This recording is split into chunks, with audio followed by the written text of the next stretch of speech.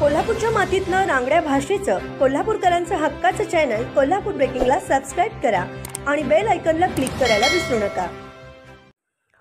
कळंबा इथल्या श्री साई मंदिर आणि श्री साई चॅरिटेबल ट्रस्टच्या वतीने कोल्हापूर ते शिर्डी पायी दिंडी पालखी सोहळ्याचं आयोजन करण्यात आले।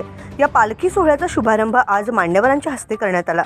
शनिवार 14 सप्टेंबर ते गुरुवार 26 सप्टेंबर या 13 दिवसांच्या कालावधीत हा दिंडी आणि पालखी सोहळा होणार असून या पालखी सोहळ्यामध्ये 150हून अधिक साई भक्त सहभागी झाले आहेत। यंदा या पायी दिंडी आणि पालखी सोहळ्याचं 12वं वर्ष आहे।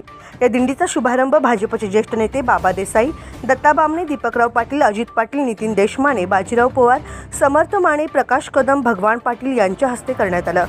यावेळी कळंबाच्या सरपंच सुमन गुरव, उदय जाधव, शशिकांत तिवले, मधुकर राबाडे, शेखर पाटील, प्रकाश सांगावकर यांच्यासह साई भक्त मोठ्या संख्येने उपस्थित होते।